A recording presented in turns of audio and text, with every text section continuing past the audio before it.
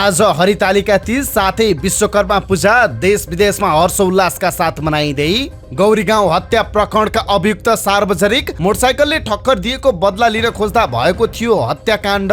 सामूहिक हत्यामा संलग्न आरोपितले प्रहरीसँग भने म घर कतिखेर जान पाउँछु। एकजनाको हत्या गरेपछि पोल खुल्ने भन्दै अरूको पनि हत्या गरेको स्वीकार। घटनापछि भागेर साथीको घरमा पुगेका थिए आरोपी। गौरीगाउँ हत्या प्रकरण सम्बन्धी विस्तृत जानकारी आजको समाचारमा हेर्नुहोस्। सञ्जय भण्डारीले हत्याको स्वीकार गरेपछि तिनकुने हत्याकाण्डमा पक्राउ परेका दिपेन्द्र राई रिया। सरकार र चिकित्सक संघ बीच 6 बुँदे सहमति आन्दोलनका कार्यक्रम फिर्ता। 60 किलो सुन प्रकरणको मुद्दा जिल्ला अदालतमा दर्ता, 29 जना प्रतिवादी। सुन प्रकरण प्रहरीले छाडेको भन्सार एजेन्ट सुब्बा विरुद्ध पनि मुद्दा दर्ता। अमेरिकाबाट पार्सलमा आयो 3 किलो गाँजा र हिरोइन। अमेरिकामा रहनुभएका परराष्ट्र मन्त्रीको भनाई शान्ति प्रक्रियालाई निष्कर्षमा पुर्याउन नेपाल तयार छ। अन्तर्राष्ट्रिय प्रतिनिधिहरूले गरे नेपालको प्रशंसा। एमाले अध्यक्ष केपी शर्मा ओलीको भनाई सरकार नै सुन तस्करीमा संलग्न छ। कोशीको राजधानीमा आन्दोलनको डर, प्रशासनले जारी गर्यो 2 महिना लामो निषेधाज्ञा। सांसदहरूको प्रतिबद्धता, शिक्षा विधेयक हुबहु पारित हुन दिन्नौ। रेडी ट्रेडका मालिक दिलीप भुजेलको बयान, इलेक्ट्रोनिक सामान ल्याउन दर्ता भएको कम्पनीबाट सुन तस्करी गरेछन्। गैरावेशीय नेपालीलाई नागरिकता दिने नियमावली मन्त्रिपरिषदबाट पास। कुखुराको मूल्य किलोमै 30 रुपियाँले बढ्यो। अर्थतन्त्रमा सुधार, 33 महिनापछि बचतमा चालु खाता। 1 महिनामै शोधानन्तर बचत 33 अर्ब पुग्यो। विदेशी मुद्रा सञ्चित 15 खर्ब 83 अर्ब पुग्यो। 1 महिनामा नेपाल भित्रिने रेमिटान्सले राख्यो कीर्तिमान, 26% वृद्धि। ब्याङ्कले निक्षेपको ब्याज दर बढाउँदा असर सेयर बजारमा, दोहोरो अङ्कले घट्यो नेप्से। भारतलाई एसिया कप क्रिकेटको उपाधि, मोहम्मद सिराजको आँधीले घरेलु मैदानमै बढारियो श्रीलङ्का। 50 रनमा गुमाएको थियो सबै विकेट। खाद्यान्न ओसार्न नयाँ मार्ग प्रयोग गरेर युक्रेनी बन्दरगाहमा पुगे पानी जहाज। ताइवानमाथि चीनको बढ्दो दबाव र स्वास्थ्य सम्बन्धी जानकारीमा आज स्वास्थ्यको दृष्टिकोणले तीजको व्रत बस्दा ख्याल गर्नुपर्ने कुराहरू के हुन्, यो सम्बन्धी जानकारी सहित देश विदेशका 35 महत्त्वपूर्ण खबर संक्षिप्त रूपमा लिएर आएका छौँ। हाम्रो भिडियो सामग्री अन्तिमसम्म हेर्नुहोला। शुभ प्रभात। इन्साइड नेपाल न्युजमा यहाँहरू सम्पूर्णलाई हार्दिक स्वागत छ। म सुजन पौडेल। आज मिति 2080 साल असोज महिनाको 1 गते सोमबार, इस्वी सम्वत 2023 सेप्टेम्बर 18 तारिक। आज हरितालिका तीज साथै विश्वकर्मा पूजा पनि। दर्शकवृन्द, सदाका दिन जस्तै आज पनि हामी देश दुनियाँको ताजा अनि महत्त्वपूर्ण खबर अपडेट सहित तपाईँमा उपस्थित भएका छौँ। तपाईँले हाम्रो न्युज बुलेटिन कहाँबाट हेर्दै हुनुहुन्छ, कृपया आफ्नो गाउँठाउँको नाम तलको कमेन्ट बक्समा लेखिदिनु होला। प्रस्तुत गरेको सामग्री मन परेको छ भने कृपया हाम्रो भिडियो सामग्रीमा एउटा लाइक अवश्य गरिदिनु होला। आउनुहोस् आजको समाचार सुरुवात गरौँ आज परेको हरितालिका तीज सम्बन्धी प्रसङ्गबाट। भाद्र शुक्ल तृतीयाका दिन मनाइने हरितालिका पर्व आज उमा महेश्वरको पूजा आराधना गरी मनाइँदैछ। भाद्र शुक्ल तृतीयामा व्रत बसी शिव पार्वतीको पूजा र उपासना गरेमा सुख, शान्ति र कल्याण प्राप्ति हुने धार्मिक विश्वास छ। यो व्रत बस्ने पुरुषहरूले विदुर हुन नपर्ने तथा नारीले अटल सौभाग्य र अविवाहित केटाकेटीले गुण सम्पन्न वर र वधु पाउने मान्यता छ। सत्ययुगमा हिमालयन पुत्री पार्वतीले गौरी घाटमा बसी तपस्या गरेर श्री महादेव पति पाउने कामना गरेकी थिइन्। पिता हिमालयनले पार्वतीको इच्छा विपरीत विष्णुसित विवाह गरिदिन खोजेपछि उनले साथीहरूलाई आफ्नो समस्या सुनाइन्। पार्वती समस्यामा परेको थाहा पाएपछि उनका साथीहरूले उनलाई हरण गरेर लगी कसैले नदेख्ने ठाउँमा लुकाएर राखिदिएका थिए। साथीहरूले लुकाएकै ठाउँमा पार्वतीले निराहार व्रत गरी महादेवलाई प्राप्त गरिन्। यसरी पार्वती साथीहरूद्वारा हरण भएको दिन भाद्र शुक्ल तृतीयको दिन भएकाले त्यही समयदेखि हरितालिकाको व्रत बस्ने चलन सुरु भएको धर्मशास्त्रीय मत छ। महिलाले वर्ष दिनभर आफूलाई परेका दुःख पीर मर्कालाई पोख्ने पर्वका रूपमा समेत उपयोग गर्ने गरेका छन्। तीजको अवसरमा गीतका माध्यमबाट यस्ता मर्कालाई महिलाले सार्वजनिक गर्छन्। साथै आज विश्वकर्मा पूजा पनि। आज कालीगढले विश्वकर्माको पूजा आज गरी विश्वकर्मा दिवस मनाउँदैछन्। द्वापर युगमा भगवान कृष्णलाई राक्षसले दुःख दिएपछि विश्वकर्माले समुद्रको बीचमा भेदद्वारका बनाई लुकाएको धार्मिक विश्वास छ। एकै रातमा समुद्रको बीचमा भेदद्वारको निर्माण गरेकाले विश्वकर्मालाई सफल वास्तुविदका रूपमा मानि त्यसै समयदेखि पूजाआजा गर्ने परम्परा बसेको नेपाल पञ्चाङ्ग निर्णायक समितिका अध्यक्ष एवं धर्मशास्त्रविद प्राध्यापक डाक्टर रामचन्द्र गौतमले बताउनुभयो। काठमाडौँको तिनकुने स्थित श्री दिव्य समिल तथा काष्ठ उद्योगमा शुक्रबार राति भएको हत्याकाण्ड मोटरसाइकलको ठक्करबाट भएको विवादको बदला लिँदा भएको खुलेको छ। काठमाडौँ उपत्यका अपराध अनुसन्धान कार्यालयका एसएसपी सोमेन्द्र सिंह राठौरले सिन्धुपाल्चोकको 12 विषय नगरपालिका 9 का 23 वर्षीय सञ्जय भण्डारीले शुक्रबार राति 4 जनाको हत्या गरेको प्रारम्भिक अनुसन्धानमा देखिएको बताउनुभयो। त्यस्तै हत्याका आरोपीलाई प्रहरीले हिजो पत्रकार सम्मेलन गरी सार्वजनिक गरेको छ। राठौरका अनुसार केही समय अगाडि नवीन भनिने विशाल राईले भण्डारीलाई चाबाइलमा मोटरसाइकलले ठक्कर दिएका थिए। ठक्कर दिएपछि राईले उनलाई कुटपिट पनि गरेका थिए। जन्मजात बोल्न नसक्ने भण्डारीले त्यसपछि राईसँग पटक पटक मोटरसाइकलले ठक्कर दिएको घटनाको विषयमा कुरा गर्न खोजेका थिए। कुरा हुन नसकेपछि शुक्रबार उनी काँडाघारीबाट खुकुरी बोकेर राईले काम गर्ने काठ मिलमा गएका थिए। भण्डारी गत शुक्रबार दिउँसो नै आफूसँगै डेरामा बसेका दिदी बिनाजुको डेराबाट निस्किएका थिए। प्रहरीका अनुसार उनले मृतक विशाल राईलाई आज भेट्छु, न्यू खोज्यो भने छप्काइदिन्छु भनी डेराबाट निस्किएका थिए। उनले खुकुरी समेत आफूले बोक्ने झोलामा बोकेर हिँडेको प्रहरीले जानकारी दिएको छ। बेलुकीको समयमा उक्त सबमिलको पछाडिपट्टिको बन्द कोठाबाट माथि चढी विशाल राई बस्ने कोठामा गई हेर्दा निजलाई तत्काल नदेखेपछि सोही कोठाको सोफामा बसिरहेको अवस्थामा केही क्षणपछि मृतक विशाल राई आई किन यहाँ बसेको भनी कुटपिट गरेपछि निज प्रतिवादी सञ्जय भण्डारीले रिस थाम्न नसके खुकुरले विशाल राईको टाउकोमा पटक पटक प्रहार गरी विशाल राईको हत्या गरेको प्रहरीले बताएको छ। त्यसपछि त्यहाँ हत्या गरेको अरूले पनि देखेपछि उनीहरूले प्रहरीलाई भनिदिन्छन् भन्ने ठानेर अरू 3 जनाको पनि त्यही खुकुरले हानेर हत्या गरेको देखिएको छ। भण्डारीले सोही मिलमा काम गर्ने दोलखाका कुमार भनिने पूर्णबहादुर भुजेल, उनकी पत्नी अम्बिका भुजेल र आमा सुभद्रा भुजेलको हत्या गरेका थिए। आइतबार बिहान उनी काठमाडौँमा प्रहरीले आफूलाई पक्रिन सक्ने ठानेर सिन्धुपाल्चोक जान लागेका थिए। प्रहरीले उनलाई सिन्धुपाल्चोक जान लाग्दा पक्राउ गरेको हो। राठौरले भन्नुभयो, पक्राउ पर्दा उनले हत्या भएको दिन लगाएका लुगा नै लगाएका थिए भने झोलामा खुकुरी राखेका थिए। भण्डारीले सिन्धुपाल्चोकमा कक्षा 8 सम्म र काठमाडौँमा 12 कक्षासम्म सांकेतिक भाषामा पढेका थिए। उनी जन्मजातै बोल्न नसक्ने थिए। उनको बयान लिन प्रहरीले सांकेतिक भाषा विज्ञलाई बोलाएको थियो। भण्डारीले सुरुमा आफूले 4 जनाको हत्या गरेको भन्दै कापीमा अंग्रेजीमा लेखेका थिए, आई किल्ड 4 पिपल। भण्डारीले हत्या गरेको प्रहरी समक्ष स्वीकार गरेका छन्। त्यस्तै हत्यामा संलग्न रहेको आरोपित सञ्जय भण्डारीले आफूले गल्ती गरेको भन्दै माफी मागेका छन्। आइतबार प्रहरीले उनलाई पत्रकार समक्ष सार्वजनिक गर्ने क्रममा आफूलाई मिडियामा नदेखाउन पनि उनले आग्रह गरेका थिए। उनले आफूलाई हत्या गर्दा जेल जानुपर्छ, प्रहरीले पक्राउ गर्छ भन्ने समेत थाहा नभएको दावी गरेको अनुसन्धानमा संलग्न प्रहरी अधिकृतले बताएका छन्। उनले पानामा आफ्ना कुरा लेख्दै घटनाको फटाफट जिम्मा लिएको स्रोतले बताएको छ। त्यही क्रममा उनले कपीमा लेखेर म घर कति बेला जान पाउँछु भनेर लेखेका थिए। त्यस्तै घटनापछि खुकुरी सहित भएका उनलाई प्रहरीले सीसीटीभी फुटेजको सहयोगमा पक्राउ गरेको थियो। 4 जनाको हत्याको घटनापछि भण्डारी भाग्दै पेप्सी खोला पुगेका थिए। त्यहाँ उनको साथीको घर थियो। राति मूल गेट लगाएको बेला उनी रुखमा चढेर घरको कम्पाउन्ड भित्र पुगेका थिए। तर त्यहाँ उनको साथी नभेटेपछि पुनः अर्को घरमा पुगेको पाइएको जिल्ला प्रहरी परिषद टेकुका एक अधिकृतले जानकारी दिनुभयो। प्रहरीले सीसीटीभी फुटेजका आधारमा भण्डारीको खोजी गरेको थियो। बोल्न नसक्ने भण्डारीको प्रहरीले दोबासेको सहयोगमा बयान लिएको हो। यता तिनकुने सामूहिक हत्याकाण्डको अनुसन्धानका क्रममा प्रहरीले शनिबार पक्राउ गरेका दिपेन्द्र राई रिहा भएका छन्। उपत्यका अपराध अनुसन्धान कार्यालयका एसएसपी सोमेन्द्र सिंह राठौरका अनुसार उनलाई आफन्तको जिम्मामा छाडिएको छ। शुक्रबार राति तिनकुने स्थित दिव्य समिलमा 4 जनाको हत्या भएको थियो। घटनापछि दिपेन्द्र राई कपडा र जुत्तामा रगत लागेको अवस्थामा प्रहरी कार्यालयमै पुगेका थिए। त्यसपछि प्रहरीले उनलाई पक्राउ गरेको थियो। तर आइतबार प्रहरीले पेप्सीकोलाबाट सिन्धुपाल्चोकका सञ्जय भण्डारीलाई पक्राउ गरी सार्वजनिक गर्यो। सञ्जयले आफ्नो नवीन राईसँग रिसिभी रहेको र उनको हत्यापछि घटना खुल्ने डरले अरूको पनि हत्या गरेको प्रहरी समक्ष बयान दिएका थिए। दिपेन्द्रको संलग्नता नदेखिएकाले उनलाई छाडिएको उपत्यका अपराध अनुसन्धान कार्यालयका प्रमुख एसएसपी राठौरले जानकारी दिनुभयो। अब अन्य प्रसङ्ग। सरकार र आन्दोलन र चिकित्सक सङ्घ बीच 6 बुँदे सहमति भएको छ। सहमतिसँगै चिकित्सकहरूले आन्दोलनका सबै कार्यक्रम फिर्ता लिएका छन्। भदौ 27 गते हेटौडाको सञ्चो अस्पतालका डाक्टर विकास थापा र डाक्टर प्रशान्त बिडारीमाथि अस्पतालमा बिरामीको उपचारमा खटिएकै बेलामा कुटपिट भएको थियो। त्यसको विरोधमा देशभरका चिकित्सकले आकस्मिक भएका सेवा ठप्प पारेपछि वार्ता भएको थियो। वार्तामा सरकारले चिकित्सकलाई हातपात गर्नेलाई स्वास्थ्यकर्मी तथा स्वास्थ्य संस्थाको सुरक्षा सम्बन्धी ऐन 2066 अनुसार कारबाही अगाडि बढाउने प्रतिबद्धता जनाएको छ। त्यस्तै चिकित्सकहरूको सेवा सुविधा, सुरक्षा, जनशक्ति परिचालन, क्षमता अभिवृद्धि तथा विदेशी नै प्रविधि कम गर्ने लगायतका समस्या समाधान गर्ने गरी 3 महिनाभित्र चिकित्सक सेवा सम्बन्धी विधेयकको मस्यौदा तयार गर्न आवश्यक प्रक्रिया अगाडि बढाउने सहमति भएको छ। नेपाल चिकित्सक सङ्घले डाक्टरमाथि आक्रमण गर्नेलाई कानुनी कारबाहीको प्रक्रिया अगाडि बढाउन दबाब दिँदै आइतबार देशभरका अस्पतालको आकस्मिक भएका सेवा ठप्प पारेपछि हिजो अस्पताल पुगेका बिरामी उपचार नपाई फर्किएका थिए। 60 किलो सुन तस्करी गरेको आरोपमा 29 जनामाथि मुद्दा दर्ता भएको छ।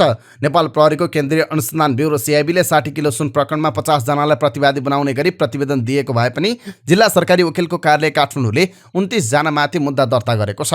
प्रतिवादी बनाइएका 29 जनामध्ये 26 जना प्रहरी हिरासतमा छन् भने 3 जना फरार छन्। यो प्रकरणमा 32 जना पक्राउ परेका थिए। पक्राउ परेका मध्ये 6 जनालाई मुद्दा नचलाउन सीआईबीले नै सिफारिस गरेको थियो। सबै आरोपीहरूमाथि सुन तस्करी गरेकोमा 3 अर्ब 50 करोड 2 लाख रुपियाँ, ब्रेक प्याडको भन्सार समेत जोडेर थप 28,75,000 रुपियाँ गरी कुल बिगो 3 अर्ब 50 करोड 30 लाख रुपियाँ रहेको जिल्ला अदालतमा पेश भएको अभियोग पत्रमा उल्लेख छ। प्रहरीले आरोपितमाथि बरामद भएको बाहेक अरू सुन पनि तस्करी गरेको आरोप लगाएको छ। आरोप पत्र अनुसार उनीहरूले 362 किलो 778 ग्राम सुन तस्करी गरेका थिए। सीआईबीले सुन तस्करी प्रकरणको अनुसन्धान प्रतिवेदन गत बुधबार सरकारी वकिलको कार्यालयमा बुझाएको थियो। एकीकृत कसुर पुष्टि भएमा सबैभन्दा बढी सजाय हुने कसुरमा थप आधा सजाय समेत जोडिनेछ। पटक पटक अपराध गरेको आरोपमा थुप्तिन छिरिङको हकमा प्रहरीले थप सजाय माग गरेको छ। अभियोग पत्र अनुसार उनी यसअघि नै गैंडाको खाक चोरी तस्करीको आरोपमा दोषी ठहर भएका थिए। प्रतिवादीहरूलाई अवैध सुन चोरी पैठारी, सङ्गठित अपराध, नागरिकता ऐन, राहदानी ऐन, अध्यागमन ऐन अन्तर्गतको कसुरका साथै एकसाथ यी अपराध गरेकाले एकीकृत कसुरतर्फ थप सजाय माग दाबी गरिएको छ। प्रहरीको केन्द्रीय अनुसन्धान ब्युरोले 1 वर्षभित्र सुन तस्करी गरिरहेको समूहले गत असारमा सबैभन्दा बढी सुन तस्करी गरेको निष्कर्ष निकालेको छ। तोङफाङ इन्टरनेसनल प्रहरीले भित्राएको सुन पगाल्न खपत भएको बिजुलीका आधारमा सीआईबीले त्यस्तो निष्कर्ष निकालेको हो। उक्त कम्पनीको बिजुलीको मिटरबाट सीआईबीले यस्तो निष्कर्ष निकालेको हो। अदालतमा पेश भएको अभियोग पत्रमा भनिएको छ, सोही स्थानमा गाड बस्नका लागि बनाएको घरमा लक्ष्मी श्रेष्ठको नाममा मिटर जडान भएको देखिन आएकाले सो तोङफाङ इन्टरनेसनल प्रहरीको नाममा रहेको लाइनको विद्युत सुन गाल्न मात्रै प्रयोग हुने देखिएबाट असारमा सबैभन्दा बढी सुन गाल्न विद्युत प्रयोग गरिएको स्पष्ट हुन आएको छ। उनीहरूले 2080 असारमा एकै महिनामा 263 युनिट विद्युत खपत गरेका थिए। त्यस्तै त्रिभुवन अन्तर्राष्ट्रिय विमानस्थल परिसरबाट बरामद 60 किलो सुन प्रकरणमा प्रहरीले मुद्दा चलाउन राय नदिएको भन्सार एजेन्ट रुक्मिना सुब्बा विरुद्ध पनि मुद्दा दर्ता भएको छ। क्यान्सर रोगको बिरामी भएकाले पक्राउ परेको दिनमै प्रहरीले उनलाई रिहा गरेको थियो। प्रहरीले अनुसन्धान प्रतिवेदन बुझाउँदा पनि प्रतिवादी नबनाउन राय दिएको थियो। उनी जस्तै कार्यमा संलग्न अरू भन्सार एजेन्टलाई प्रतिवादी बनाउँदा उनलाई उन्मुक्ति दिन नमिल्ने भन्दै सरकारी वकिल कार्यालयले मिसिलसहित अदालतमा बुझाउन राय दिएको हो। तर सरकारी वकिलले ठेगाना नखुलेका रोलुङ गोम्बोलाई भने तत्काल प्रतिवादी बनाएको छैन। उनको पासपोर्टकै आधारमा म्याद तामिल लगायतका काम गर्न नसकिने भन्दै उनलाई प्रतिवादी नबनाएको सरकारी वकिलको कार्यालयले जनाएको छ। अमेरिकाबाट हुलाकारले दिल्ली बजार हुँदै ल्याइएको 3 किलो 239 ग्राम गाँजा र 268.21 ग्राम खैरो हिरोइन सहित 10 जना पक्राउ परेका छन्। लागु औषध नियन्त्रण ब्युरो काठमाडौँले विशेष सूचनाका आधारमा अमेरिकाबाट ल्याएको गाँजा डेलिभरी गर्ने खैरो हिरोइन ओसार पसार गरेको आरोपमा थप 4 जना गरी 10 जनालाई पक्राउ गरेको जानकारी दिएको छ। प्रहरीका अनुसार अमेरिकाबाट हुलाक मार्फत दिल्ली बजार हुँदै जिल्ला हुलाक कार्यालय वीरगञ्जमा प्राप्त हुने गरी पठाइएकोमा एउटा कार्टुन शङ्का लागि जाँच गर्दा 900 ग्राम गाँजा बरामद भएको थियो। उक्त कार्टुन पार्सल लिन आउने व्यक्ति खोज्न कन्ट्रोल डेलिभरी गर्दा वीरगञ्जका डल्लुराम र सोही ठाउँका हबिब मियालाई पक्राउ गरिएको थियो। अमेरिकाबाट दिल्ली बजार हुलाक मार्फत जिल्ला हुलाक कार्यालय पोखरामा प्राप्त हुने गरी पठाइएको अर्को कार्टुन जाँच गर्दा 1 किलो 400 ग्राम गाँजा फेला परेको ब्युरोले जनाएको छ। सोही क्रममा गाँजा लिन आउने भारतीय नागरिक 24 वर्षीय अजिन भर्गेसलाई हुलाक कार्यालयबाट पक्राउ गरिएको थियो। उनको डेराबाट थप 720 ग्राम गाँजा बरामद गरिएको थियो। हुलाक मार्फत आएको गाँजा लिन आउने डडेलधुराकी रेणुका तामाङलाई पनि पक्राउ गरिएको छ। उनको बयानका आधारमा गाँजा लिन पठाउने भारतीय नागरिक अरुण कुमार र मोहम्मद नईमलाई पनि पक्राउ गरिएको छ। उनीहरूको साथबाट 939 ग्राम गाँजा बरामद भएको छ। ब्युरोले खैरो हिरोइनसहित कञ्चनपुरका हिक्मत धमाल, दाङका सञ्जय नेपाली, मोरङका विनोद भट्टराई र झापा बस्ने भारतीय नागरिक लाल मियालाई पक्राउ गरेको छ। उनीहरूको साथबाट 268 ग्राम भन्दा बढी खैरो हिरोइन बरामद भएको थियो।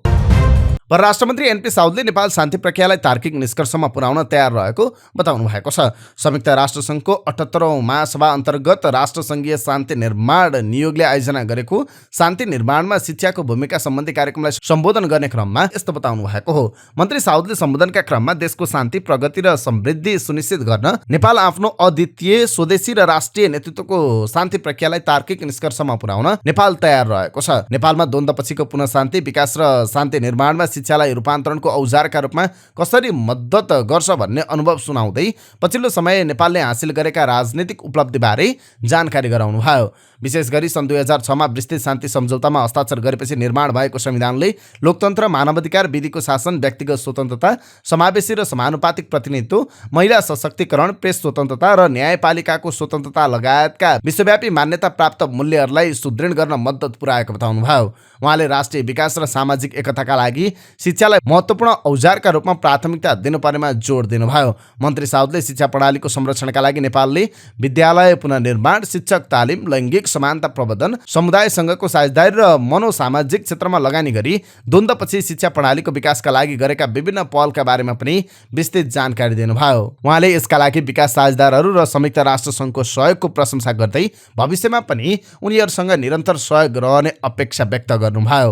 बैठकलाई सम्बोधन गर्दै UN उपमहासचिव अमिना मोहम्मदले सङ्कटको बेलामा विस्तार गर्ने नमुना शान्ति क्षेत्रका रूपमा विद्यालय पहलका क्रममा नेपालको शिक्षा क्षेत्रमा भएको उल्लेखनीय प्रगतिको प्रशंसा गर्नुभएको छ। त्यस्तै राष्ट्रसङ्घीय शान्ति निर्माण आयोगको सदस्य राष्ट्रका प्रतिनिधिले नेपालले दिगो शान्ति निर्माणका लागि शिक्षा प्रणालीको संरक्षण र प्रवर्धनमा गरेको प्रयासको पनि प्रशंसा गरेकी छन्। नेपाल सन् 2023 र 2024 को लागि शान्ति निर्माण आयोग PBC को सदस्य राष्ट्र हो। संसदमा दर्ता भएको शिक्षा विधेयक परिमार्जन नभई शिक्षा क्षेत्रमा सङ्कट आउने सरकारवालाहरूले चिन्ता व्यक्त गरेका छन्। नेकपा एकीकृत समाजवादी निकट विद्यार्थी सङ्गठन अनि राजपियुले काठमाडौँमा गरेको अन्तर्क्रियामा विधेयक शिक्षा क्षेत्रको हित विपरीत भएको सरकारवालाले बताएका छन्। पूर्व मन्त्री एवं नेकपा एकीकृत समाजवादीका पोलिट ब्युरो सदस्य मेट मर्डी चौधरीले विद्यालय शिक्षा विधेयकलाई संशोधन गरेर मात्रै पास गर्नुपर्ने बताउनुभयो। शिक्षाविद प्राध्यापक डाक्टर विद्यानाथ कोइरालाले विधेयकले निजी र सार्वजनिक शिक्षा बीचको असमानता हल गर्ने ठोस उपाय विधेयकले निकाल्न नसकेको दावी गर्नुभयो। शहरका निजी विद्यालयमा 50 देखि 70% जनताका छोराछोरी पढ्ने गरेको उल्लेख कोइरालाले गर्नुभयो। सरकारी शिक्षा कमजोर हुनुमा शिक्षकै कमजोर रहेको उहाँले तर्क राख्नुभयो। कोइरालाले 4वटा विषय अङ्ग्रेजीमा पढाउनु पर्ने व्यवस्था विधेयकबाट ल्याउन खोजिए पनि शिक्षक जनशक्तिको अभावले प्रभावकारी नहुने बताउनुभयो। शिक्षक महासङ्घकी अध्यक्ष कमला तुलाधरले विद्यमान विधेयक मूलतः शिक्षकहरूको हक र अधिकारलाई कुण्ठित गर्ने गरी ल्याउन खोजिएको टिप्पणी गर्नुभयो। नेकपा एमालेका अध्यक्ष केपी शर्मा ओलीले सरकारले सुन तस्करी गरेको आरोप लगाउनु भएको छ। बढ्दो महँगी र उपभोक्ता हित विषयक विचार गोष्ठीलाई सम्बोधन गर्दै तस्करीलाई सत्तापक्षले पोलिटिकल एजेन्डा बनाएको बताउनुभयो। उहाँले भन्नुभयो 9.5 केजी सुन पक्राउ गर्यो, त्यो कहाँ गयो के भयो अत्तो छैन, बजारले त्यसलाई सामान्य रूपमा लिएको छ। भन्सारमा पक्राउ पर्यो, त्यो अल्पत्र सक्यो, कोका बाउ छोरा के भयो अरे 294 पटक सम्पर्क भएको देखियो, भन्सारमा कुदेर गएको पाइयो, त्यो छाड्देऊ भनेको पाइयो, लान्छित कसलाई गर्ने भन्ने उहाँहरूको पोलिटिकल एजेन्डा छ। उहाँले संसदमा पशुपतिमा सुन भनेर पित्तल लगाइयो भनेर हल्ला चलाएर एयरपोर्टबाट क्विन्टल सुन ल्याएको आरोप समेत लगाउनु भयो। उहाँले भन्नुभयो सरकारसँग सुन गाल्ने मेसिन एउटा छ, सरकारको पखेटा भन्ने कि के तिनीहरूसँग अहिले 4वटा भेटियो, अहिले एउटा गरी 5वटा मेसिन भेटियो, गैर सरकार भन्ने कि तस्कर भन्ने। अब उहाँले 100 किलो सुन घटाएर 61 किलोमा झारेको आरोप लगाउनु भयो। सरकारले 50,000 मेट्रिक टन चिनी माग्दै भारत सरकारलाई पत्र लेखेको छ। उद्योग वाणिज्य तथा आपूर्ति मन्त्रालयका सचिव मधुकुमार मरासिनका अनुसार 50,000 मेट्रिक टन चिनी माग गरिएको छ। उहाँका अनुसार दशैं, तिहार र छठ लगायतका चाडपर्वको समयमा चिनी अभाव हुन नदिन सरकारले भारत सरकारसँग चिनी माग गरेको हो। G20 सम्मेलनका कारण नेपालले गरेको पत्रचारको बारेमा हेर्न नपाइएको अनौपचारिक जानकारी आएको छ, सचिव मरासिनले भन्नुभएको छ। साथै 1 लाख मेट्रिक टन चामल र 10 लाख मेट्रिक टन धान माग गरिएको उहाँले जानकारी दिनुभयो। वीरगञ्जतर्फ गइरहेको भारतीय नम्बर प्लेटको कन्टेनरबाट करिब 1000 किलो गाँजा बरामद गरिएको छ। चितवनको खुरखुरेबाट वीरगञ्जतर्फ जान लागेको NL 01SC 2145 नम्बरको 6 चक्के डिब्बावाला कन्टेनरलाई सशस्त्र प्रहरीको टोलीले चेकजाँच गर्दा गाँजा बरामद भएको हो। सशस्त्र प्रहरीको 14 नम्बर गण हेडक्वार्टर मकवानपुरका अनुसार हेटौँडा बस पार्कमा आइतबार कन्टेनरबाट 919 किलो 324 ग्राम गाँजा बरामद भएपछि चालक र सहचालकलाई नियन्त्रणमा लिएको छ। पक्राउ पर्नेमा भारत बिर्तापुरका 45 वर्षीय दुलारे यादव र सहचालक 36 वर्षीय योगेश वर्मा रहेका छन्। सशस्त्रका DSP अनिल कार्कीका अनुसार कन्टेनरको ड्राइभरपट्टिको भित्तामा 2 फिटको फल्स बटम बनाएर गाँजा ल्याएको अवस्थामा फेला परेको हो। फल्स बटममा प्लास्टिकले प्याक गरेको 60वटा पखामा गाँजा फेला परेको हो। प्रतिनिधि सभा सदस्य एवं नेपाली कङ्ग्रेसका उपसभापति विमलेन्द्र निधिले नेपाली कङ्ग्रेस र नेकपा एमाले मिलेर सरकार बनाउने कुरा हल्ला मात्र भएको बताउनु भएको छ। जनकपुर धाममा आइतबार आयोजना गरेको पत्रकार सम्मेलनमा निधिले गठबन्धनको सरकार 5 वर्ष चल्नेमा कुनै शङ्का नरहेको बताउनुभयो। अहिलेको गठबन्धनको सरकार 5 वर्ष चल्छ, यसमा कुनै दुविधा नराखे हुन्छ। उहाँले भन्नुभयो पूर्व सहमति अनुसार नै सरकारको नेतृत्व परिवर्तन हुन सक्छ। वर्तमान गठबन्धनमा हेरफेरको कुनै सम्भावना नरहेको निधिको भनाइ थियो। राजनीतिक स्थायित्वका लागि पनि अहिलेको सरकार 5 वर्ष चल्नुपर्नेमा उहाँले जोड दिनुभयो। राजनीतिक प्रक्रियामा दलहरू जुट्नु, फुट्नु, मोर्चा बनाउनु लगायत कुरा सामान्य भएको उहाँको भनाइ थियो। विकास निर्माणका काममा खुट्टा तान्ने प्रविधि अन्त्य गर्दै सबैलाई एकजुट भएर अगाडि बढ्न उहाँले आग्रह गर्नुभयो। नेकपा एमाले नेतृत्वको सरकार फर्किएसँगै कोशी प्रदेशको राजधानी विराटनगरमा फेरि आन्दोलन बढ्ने चिन्ता प्रशासनलाई परेको छ। यसअघि नेपाली कांग्रेस नेतृत्वको सरकार हुँदा सुस्ताएको पहिचानवादी सहितको आन्दोलनले फेरि उग्र रूप लिने चिन्ताले प्रशासन सतर्क भएको छ। फेरि विभिन्न आन्दोलनहरू हुन थालेपछि जिल्ला प्रशासन कार्यालय मोरङले विराटनगरका विभिन्न क्षेत्रमा 2 महिनाका लागि निषेधाज्ञा जारी गरेको छ। मोरङ प्रमुख जिल्ला अधिकारी वीरेन्द्र कुमार यादवले आइतबार सूचना निकालेर असोज 1 गतेबाट शहरका विभिन्न स्थानमा निषेधाज्ञा लागू हुने जनाउनु भएको छ। उहाँका अनुसार निषेधाज्ञा जारी हुने क्षेत्रमा प्रदेशसभा बैठक कक्षबाट पूर्वमा देवकोटा चोकदेखि पश्चिममा कोशी अस्पताल चोक, मुख्यमन्त्री तथा मन्त्री परिषदको कार्यालय रोडसेस चोकदेखि दक्षिण जतुवा चोक, मुख्यमन्त्री निवासको 300 मिटर वरपरको क्षेत्र, प्रदेश प्रमुखको कार्यालयबाट 300 मिटर वरपर र जिल्ला प्रशासन कार्यालयको डाँफे चोकदेखि पूर्वको क्षेत्र छ। पहिचानवादीहरूले कोशी नामको विरोधमा आन्दोलन गरिरहेका छन्। शिक्षकहरू पनि आन्दोलित छन्। अर्कातिर पेट्रोलियम पदार्थको मूल्य वृद्धि विरुद्ध पनि आन्दोलन छ। विभिन्न विषयमा देखिने असन्तुष्टि र झगडामा समेत जुलुस निस्किने अवस्था आएपछि यस्तो निर्णय गरिएको प्रशासनले जनाएको छ। प्रहरी उपरीक्षक दीपक पोखरेलले काठमाडौँमा पनि संवेदनशील क्षेत्रहरूमा लामो समय जुलुस र अन्य भिड हुने गतिविधि गर्न नपाइने गरी यस्तो निर्णय गरिएको बताउनुभयो। अदालतले 2 महिनाभन्दा बढी निषेधाज्ञा गर्न नपाइने आदेश दिएकाले त्यही अनुरूप निषेधाज्ञा जारी भएको छ। निषेधाज्ञा भएका क्षेत्रमा धेरै मानिसहरूको भिडभाड गर्न नपाइने, जुलुस पनि निकाल्न नपाइने पनि प्रशासनले जनाएको छ। संसदमा दर्ता भएको विद्यालय शिक्षा ऐन 2080 को विधेयक जस्ताको त्यस्तै पारित गर्न नहुनेमा जोड दिएको छ। उक्त विधेयक संविधानको मर्म र भावना विपरीत आएको भन्दै हुबहु पास गर्न नहुनेमा जोड दिएको छ। शिक्षाका लागि राष्ट्रिय अभियान नेपालले आयोजना गरेको कार्यक्रममा सरकारवालाहरूले यस्तो बताएका हुन्। सांसदहरूले समेत उक्त विधेयक हुबहु पास हुन नदिने प्रतिबद्धता जाहेर गरेका छन्। संसदको सबैभन्दा ठूलो दल नेपाली कांग्रेसकी सांसद प्रतिमा गौतमले यो विधेयक हुबहु पारित हुन नदिने वातावरण बनाउने बताउनु भएको छ। यो ठिक ट्र्याकबाट लगेर विधेयकलाई ऐनको रूपमा पास गराउन म मेरो तर्फबाट, पार्टीको तर्फबाट पहल गर्छु, हुबहु पारित हुन नदिने वातावरण बनाउनेछु उहाँले भन्नुभयो। अहिलेको अवस्थामा संविधानमा निशुल्क शिक्षाको परिकल्पना गरिएको भन्दै विधेयकमा शिक्षालाई महँगो बनाउन खोजिएको भन्दै आवश्यक संशोधन गरेर जाने बताउनुभयो। त्यस्तै नेकपा एमालेकी सांसद ईश्वरी घरतीले विधेयकमाथि चौतर्फी विरोध तथा चर्चा चलिरहेको भन्दै आवश्यक संशोधन गरेर अगाडि बढ्ने बताउनुभयो। हामी शिक्षा समितिको तर्फबाट जस्ताको त्यस्तै पारित गर्ने पक्षमा छैनौं। धेरै सरकारवाला निकायको ध्यानकर्षण भएको छ। सरकारवालाको भावना अनुसार अगाडि बढ्छौं उहाँले भन्नुभयो। यता आन्दोलन र शिक्षकहरूलाई सरकारले वार्तामा बोलाएको छ। नेपालमा हङकङ हुँदै तस्करीको 302 किलो सुन भित्राउने रेडी ट्रेड प्रणाली लिङ्कका मालिक बनिएका दिलीप भुजेलले आफ्नो नाममा कम्पनी रहेको कुरा आफैलाई थाहा नभएको बयान दिएका छन्। गत साउन 3 गते त्रिभुवन विमानस्थलबाट भन्सार जाँचपास भइसकेर भित्रिएको 61 किलो सुन पनि रेडी ट्रेड लिङ्क प्रणालीका नाममा हङकङबाट आएको थियो। 60.5 किलो सुनसहित रेडी ट्रेडका नाममा 302 किलो 620 ग्राम सुन भित्रिएको बताउनु भएको थियो। तर दोलखाका भुजेलले आफ्नो बयानका क्रममा 3 अर्ब 50 करोड 2,16,552 रुपियाँको सुन तस्करीमा संलग्न रेडी ट्रेड लिङ्क प्रणाली आफ्नो नाममा दर्ता भएको थाहा नपाएको उल्लेख गरेका छन्। उक्त कम्पनीले भित्राएका सबै बरामद ब्रेक प्याडलाई जोग्दा 302 किलो 620 ग्राम सुन ल्याएको देखिएको सिआइबी प्रमुख वज्र सारीले बताउनु भएको थियो। तर यो प्रकरणका प्रतिवादी मध्ये एक रेडी ट्रेड प्रणालीका सञ्चालक भुजेलले 1,50,000 रुपियाँको लोभमा कागज दिनु र हस्ताक्षर गर्नु बाहेक सुन तस्करीमा संलग्नता अस्वीकार गरेका छन्। भुजेलले बयानका क्रममा मामा राजकुमार भुजेलले काठमाडौँको चाबैलमा 2079 फागुनमा फोनमा कुराकानी गरेर आफ्नो भेट हर्कराज राईसँग गराइदिएको बताएका छन्।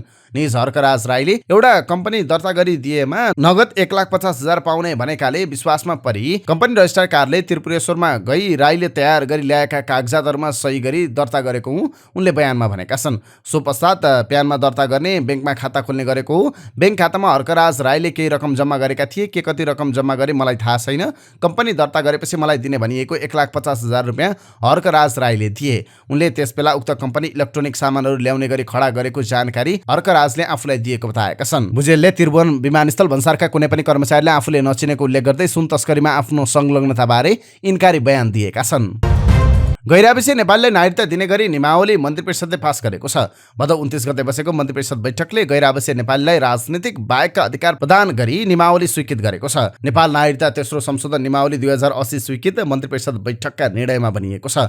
गैराविषय नेपाली संघका कार्यकारी अध्यक्ष बद्री केसीले सरकारले नागरिकता दिने गरी ल्याएको नियमावली स्वीकृत गरेको बताउनुभयो। एनआरएनले स्थापना कालदेखि नै गैराविषय नेपाली नागरिकता उपलब्ध गराउने व्यवस्था गर्न माग गर्दै आएको बताउनुभयो। हामी 20 वर्षदेखि गैराविषय नेपालले नागरिकता पाउनुपर्छ भन्दै आएका छौँ। अध्यक्ष केसीले भन्नुभयो सङ्घ स्थापनाको एउटा ठूलो उपलब्धि हो। केसीले अक्टोबरमा हुने 11औं महाधिवेशनमा राष्ट्रपतिको हातबाट नागरिकता दिने उद्देश्य राखेको बताउनुभयो। मन्त्री परिषदले नियमावली स्वीकृत गरिसकेको छ। उहाँले भन्नुभयो अब राष्ट्रपति वा प्रधानमन्त्रीबाट सांकेतिक रूपमा एकजनालाई अधिवेशनको बेला नागरिकता दिई सुरुवात हुन्छ। ठुला चाडपर्व नजिकिएसँगै कुखुराको मासुको मूल्य बढाउन थालिएको छ। जिउँदो कुखुरा बिक्री गर्ने व्यवसायीहरूको संस्था राष्ट्रिय कुखुरा बिक्री व्यवसायी सङ्घले एक साता अवधिमै जिउँदो कुखुराको मूल्य किलोमा 20 रुपियाँले वृद्धि गरेपछि बजारमा त्यसको असर देखिएको छ। जिउँदो कुखुराको मासुको मूल्य बढेसँगै ब्रोइलर कुखुराको तयारी मासुको बिक्री गर्ने विक्रेताहरूले मासुको मूल्य किलोमा 30 रुपियाँले बढाएका छन्। 25 भदौमा राष्ट्रिय कुखुरा बिक्री व्यवसायी सङ्घले जिउँदो ब्रोइलर कुखुराको मूल्य 250 रुपियाँबाट बढाएर 260 रुपियाँ बनाएको थियो। सङ्घले किलोमा 10 रुपियाँले मूल्य बढाएकै दिन खुद्रा विक्रेताले प्रति किलो 15 रुपियाँले तयारी मासुको मूल्य बढाएर 375 रुपियाँ पुर्याएका थिए। यसअघि तयारी मासुको प्रति केजी मूल्य 360 रुपियाँ थियो। त्यस्तै 27 भदौमा बिक्री सङ्घले थप 10 रुपियाँले वृद्धि गरेर तयारी मासुको कोल्ड स्टोर मूल्य 360 रुपियाँबाट बढाएर 370 रुपियाँ पुर्याएको थियो।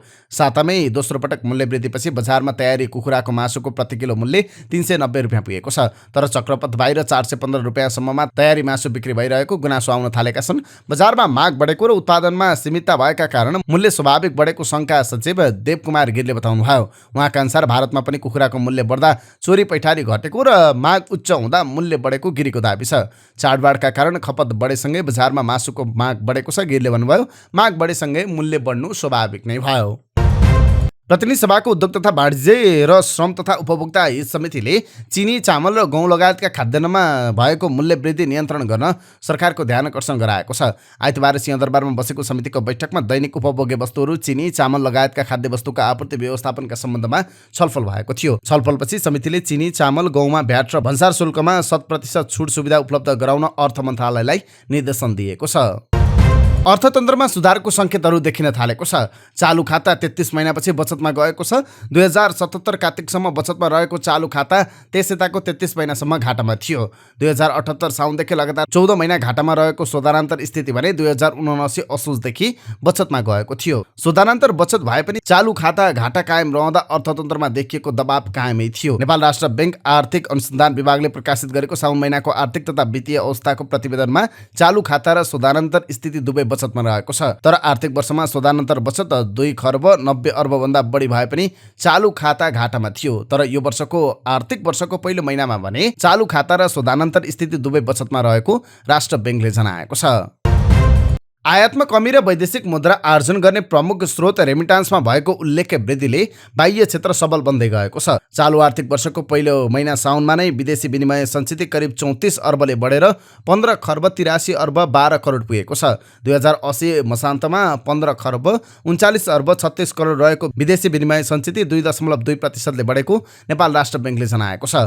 अमेरिकी डलरको तुलनामा नेपाली मुद्रा लगातार कमजोर बन्दै गर्दा नेपाली रुपियाँमा विदेशी मुद्राको सञ्चित बढ्दै गए पनि अमेरिकी डलरमा पनि सञ्चित बढ्दै गएको छ।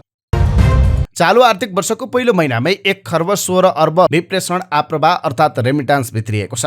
नेपाल राष्ट्र बैंक आर्थिक अनुसन्धान विभागले प्रकाशित गरेको चालु आर्थिक वर्षको पहिलो महिनाको तथ्याङ्कमा आधारित आर्थिक तथा वित्तीय अवस्थाको प्रतिवेदन अनुसार गत वर्षको साउनको तुलनामा रेमिटान्स 25.8% ले बढेको छ। गत आर्थिक वर्ष 2079-80 को साउनमा 92 अर्ब 21 करोड रुपियाँ रेमिटान्स आएको थियो। साउनमा आएको रेमिटान्स अहिलेसम्म कुनै पनि महिनामा भित्रिएको सबैभन्दा बढी रेमिटान्स हो। साउनमा 87 करोड 89 लाख अमेरिकी डलर बराबर रेमिटान्स भित्रिएको राष्ट्र बैंकले जनाएको छ।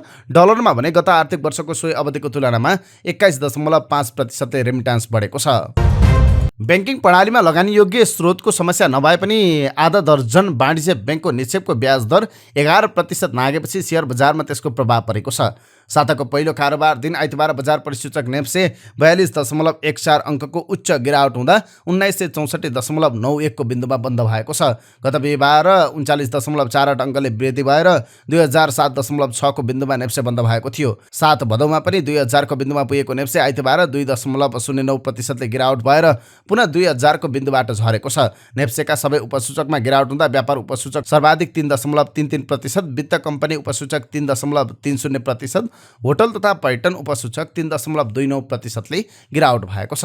नेप्सेमा गिरावट भए पनि कारोबार रकम बढेर 2 अर्ब आएको छ। आइतबार नेप्सेमा 42,477 वटा कारोबारमा 56,59,458 किता सूचीकृत धितोपत्र किनबेच हुँदा 2 अर्ब 2 करोड 85 लाखको कारोबार भएको छ, जसमध्ये एनआइसी एसिया ब्याङ्कको सर्वाधिक 27 करोड 54 लाखको कारोबार भएको छ। गत शुक्रबार 29% बोनस सेयर र कर प्रयोजनका लागि 1.53% नगद लाभांश प्रस्ताव गरेको ब्याङ्कको सेयर कारोबारमा लगानीकर्ताको आकर्षण देखिएको हो। नेपाली राष्ट्रिय क्रिकेट टिमका कप्तान रोहित कुमार पौडेलले आगामी 19औं एसियन्स गेम्समा सुखद नतिजा ल्याउने लक्ष्य रहेको बताउनु भएको छ। आगामी सेप्टेम्बर 23 देखि चीनको हाङझाओ शहरमा 19औं एसियन गेम्सको औपचारिक सुरुवात हुँदैछ। एसियन गेम्समा पुरुष क्रिकेटको प्रतिस्पर्धा असोज 10 गतेदेखि हाङझाओको पिङफेक क्याम्पस क्रिकेट मैदानमा हुँदैछ। नेपाली क्रिकेट टोलीका कप्तान रोहित कुमार पौडेलले तयारी राम्रो भएकाले नतिजा पनि सुखद ल्याउने आशा व्यक्त गर्नुभयो। एसिया कप क्रिकेटको उपाधि भारतले जितेको छ।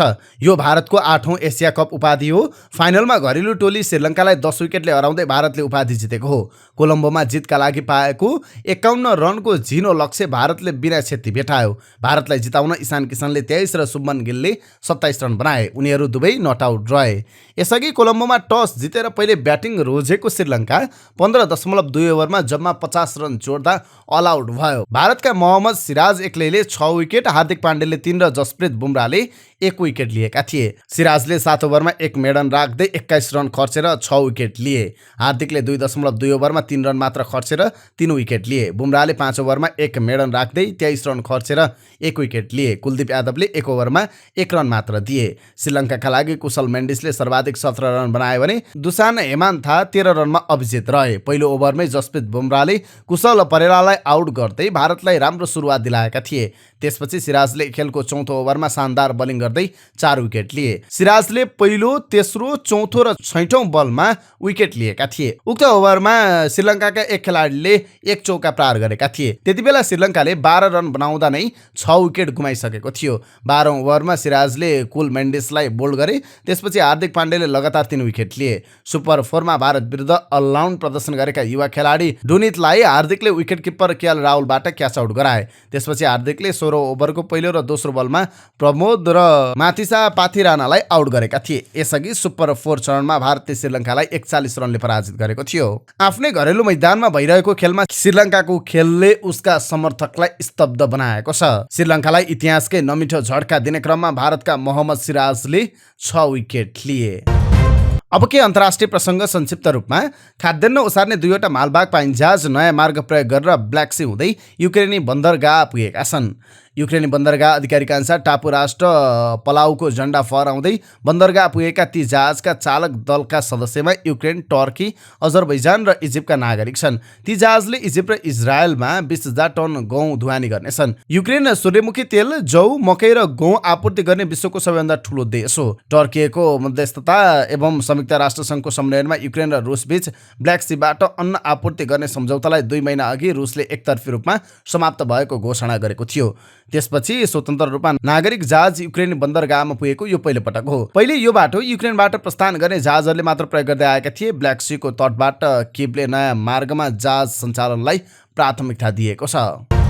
ताइवानमाथि निरन्तर सैन्य एवं कूटनीतिक दबाव बढाएको चीनले अब मनोवैज्ञानिक दबाव पनि बढाइरहेको छ। स्वशासित ताइवानलाई आफूबाट छुट्टिएको प्रान्तको रूपमा लिएको बेजिङले ताइपेमाथि पुनः नियन्त्रण कायम गर्ने मनसाय निरन्तर व्यक्त गर्दै आएको छ। चीनका राष्ट्रपति सी जिनपिङले ताइवानसँग पुनः एकीकरण हुनुपर्नेमा जोड दिँदै भनेका छन्, देशको पुरानो प्रान्तलाई मुख्य भूमिमा गाभ्न आवश्यक परेमा बल प्रयोग गर्न पछि पर्ने छैनौँ। यद्यपि आफ्नै संविधान र प्रजातान्त्रिक रूपमा निर्वाचित सरकार भएको ताइवानले आफूलाई चिनिया मुख्य भूमिभन्दा पृथक मान्दै आएको छ। चीनले आइतबार बिहानैदेखि ताइवान वरिपरि 28 वटा लडाकु विमान उडाएको छ। ताइवानी अधिकारीहरूका अनुसार अधिकांश ती विमानले ताइवान र चीनको मुख्य भूमिलाई छुटाउने जलमार्गको मध्यरेखा पार गरेर सुशासित टापुको दक्षिण पूर्वी र दक्षिण पश्चिम हवाई प्रतिरक्षा क्षेत्रमा प्रवेश गरेका थिए। चीनले लामो दूरीका अभ्यास र तालिम मिसन सञ्चालन गरिरहेको र तिनले ताइवानी रक्षा स्थितिको निगरानी गरिरहेको ताइवानको रक्षा मन्त्रालयले एक विज्ञप्ति निकालेर जनाएको छ। पछिल्ला चिनिया गतिविधिले बेजिङ र ताइपेको सम्बन्ध अनपेक्षित रूपमा चिसिएको छ। शाहरुख खान स्टारर जवानले भारतीय बक्स अफिसमा तरङ्ग मच्चाएको छ। फिल्मले 9 दिनमा 410 करोड भारु कमाइ गरेको छ। वान नेसन एक इमोसनको भावसहित यो फिल्मले उत्तर र दक्षिण भारत बीचको खाडललाई पुरेको र एउटै धागोमा बुनेको विश्लेषण भारतीय मिडियाले गरेका छन्। फिल्म रिलिज भएको दिन चेन्नईका सबै थिएटर हाउसफुल थिए। धेरै ठाउँमा शाहरुखको पोस्टर दुधले नुहाइएको थियो। वर्षौंपछि दक्षिण भारतमा हिन्दी फिल्म स्टारको यस्तो क्रेज देखिएको थियो। एकातिर बलिउडको स्टारडम र मेगा बजेट भने अर्कोतिर साउथ उद्योगको जीवन्त स्टाइल र जबरजस्त एक्सन दृश्य जवानको सफलताको कारण हो। शाहरुख एकमात्र स्टार हुन् जसको एकै वर्षमा रिलिज भएका 2 फिल्मले 400 करोड भारूको आँकडा पार गरेको छ। भारतीय फिल्म विश्लेषक तरुण आदर्शका अनुसार जवानले प्रदर्शनको 11औं दिनमा 400 करोड भारू कमाएको छ। पठानलाई यो आँकडा पार गर्न 12 दिन लागेको थियो। पठान र जवानको आधारमा शाहरुख सबैभन्दा धेरै कमाउने अभिनेताको रूपमा पहिलो स्थानमा पुगेका छन्। दुवै फिल्मले करिब 953 करोड भारू कमाएका छन्। सन् 2019 मा अक्षय कुमारका 4 फिल्मले एकसाथ 757 करोड भारू कमाएको थियो। अब उनी यो सूचीमा दोस्रो स्थानमा झरेका छन्। त्यस्तै जवानले 75 करोड भारू कमाएर हिन्दी सिनेमाको इतिहासमा सबैभन्दा ठूलो ओपनिङ गरेको छ। यसअघि यो कीर्तिमान पठान 57 करोडको नाममा थियो। अब आजका लागि स्वास्थ्य सम्बन्धी जानकारी। स्वास्थ्य सम्बन्धी जानकारीमा आज हामीले कसरी व्रत बस्ने यो सम्बन्धी जानकारी लिएर आएका छौँ। आज हिन्दू नारीहरूको महान पर्व हरितालिका तीज। हिन्दू नारीहरू हिजो राति दर खाने र आज व्रत बस्ने गर्छन्। सहरमा बसोबास गर्नेको संख्या बढेका कारण हिजो आज बाहिर गएर दर खानु अघि नै समूह बनाएर दर खाने प्रचलन बढेको देखिन्छ। यद्यपि तीजकै दिन खाइने दरका परिकार र प्रचलनका बारेमा धेरै फेरबदल आइसकेको छ। दरमा खाइने खानेकुराहरू स्वस्थ र पोषणयुक्त हुनुपर्ने चिकित्सकको भनाइ छ। दरमा महिलाहरूले एकदम चिल्लो पिरोयुक्त माछा मासु विभिन्न किसिमका गुलियो पेय पदार्थहरू खाने चलन छ। यसले स्वास्थ्यमा राम्रो गर्दैन। हुन त हाम्रो भान्सामा चाडपर्व र विशेष समारोहमा विशेष खानेकुरा बनाउने चलन छ, जसले गर्दा चिल्लो र मसालेदार खानेकुरा धेरै खाने चलन छ। तर यस्तो खुसियाली अवसरहरूमा बनाएर खाइने यस्ता खानेकुरा स्वस्थकर हुँदैनन्। त्यसैले यस्तो अवसरमा बनाएर खाइने खानेकुराहरू स्वस्थकर हुनु आवश्यक छ, जसले पछि शरीरलाई कुनै असर नगरोस्। तीजमा यस्ता मसालेदार र चिल्लोयुक्त खानालाई दरको रूपमा खानुभन्दा सादा खानेकुरा खाने र सकेसम्म हरियो सागसब्जी, फलफुल, सलाद, दुध, दही, मही आदिमा बढी ध्यान दिनुपर्ने चिकित्सकको भनाइ छ। अहिले अझ गर्मी मौसम भएकाले पनि खानपानमा विशेष ध्यान दिनुपर्छ। त्यसका लागि सकेसम्म सादा र ताजा खानेकुरालाई दरको रूपमा प्रयोग गर्ने र धेरै दिनसम्म राखेर खाइने खानेकुरा उपयुक्त हुँदैन। अघिल्लो दिन धेरै खानेकुरा खाने र भोलिपल्ट खाली पेट बस्दा यसले शरीरलाई धेरै असर गर्छ। अझ दीर्घरोग जस्तै उच्च रक्तचाप, मधुमेह र मुटुको रोग भएका महिलाहरूमा झन् यस्तो गर्नाले धेरै असर गरिरहेको हुन्छ। त्यस्तै तीजको दिन महिलाहरू भोकै नबस्न चिकित्सकको सुझाव छ। अघिल्लो दिन टन्न खाने र भोलिपल्ट पानी पनि नखाई खाली पेटमा व्रत बस्ने चलन छ। यस्तो गर्नु हुँदैन। यसले हाम्रो शरीरमा अत्यन्तै नकारात्मक असर गरिरहेको हुन्छ। अझ दीर्घरोग भएका महिला र गर्भवती महिला यसरी व्रत बस्नु हुँदैन। फलफुल, जुस, दूध खाएर व्रत बस्ने र तीजका कतिपय हाम्रा सांस्कृतिक पक्षको उपयोग गर्न सकिन्छ। जस्तो कि पञ्चमीको दिन कर्कलो खाने चलन छ। यो असाध्यै राम्रो पक्ष हो कि कर्कलोमा प्रचुर मात्रामा आइरन पाइन्छ, जुन हाम्रो शरीरलाई अत्यन्तै महत्त्वपूर्ण तत्त्व हो। तीजको अर्को सकारात्मक र रोचक पक्ष भनेको नाचगान पनि हो। यसले महिलाको मानसिक थकान, तनावहरू हटाउन ठूलो सहयोग गर्दछ। महिला सशक्तिकरणलाई जोड दिँदै मनाउनु राम्रो कुरा हो। अझ तीजको व्रत पतिले पनि बस्दा हुन्छ। पति पत्नी भनेको एउटै रथको दुईटा पाङ्ग्रा जस्तै हुन्। एक बिना अर्को अपुरो हुन्छ। त्यसैले पतिले पनि पत्नीको नाममा व्रत बस्न सक्छन्। व्रत नबस्ने हो भने व्रत बसेको पत्नीलाई सहयोग गर्न सक्छन्। तर पतिलाई राम्रो होस्, राम्रो पति पाउन् भन्दै आफ्नो शरीर र मनलाई अप्ठ्यारोमा पारेर पानी पनि नखाई व्रत बस्नु स्वास्थ्यका हिसाबले राम्रो होइन। चिकित्सकको सुझाव छ शरीरको आवश्यकता अनुसार पर्याप्त मात्रामा पानी, फलफुल, जुस, दूध, दही खाएर व्रत बस्न सकिन्छ। यिनै समाचार सामग्री सहित हामी समाचारको अन्त्यमा आइपुगेका छौँ। प्रस्तुत गरेको समाचार सामग्रीमा तपाईँको केही टिका टिप्पणी भए तलको कमेन्ट बक्समा लेखिदिनु होला। दैनिक रूपमा सत्य अनि तथ्य खबर अपडेटका लागि हाम्रो यस युट्युब च्यानललाई सब्स्क्राइब गर्न नबिर्सिनु होला। दिनभरको न्युज अपडेट बेलुकी 6 बजे हाम्रो यस युट्युब च्यानलमा हेर्न सक्नुहुन्छ। जाँदै प्रस्तुत गरेको सामग्री मन परेको छ भने कृपया हाम्रो भिडियो सामग्रीमा एउटा लाइक अवश्य गरिदिनु होला। तपाईँको बाँकी पल सुखद रहोस्।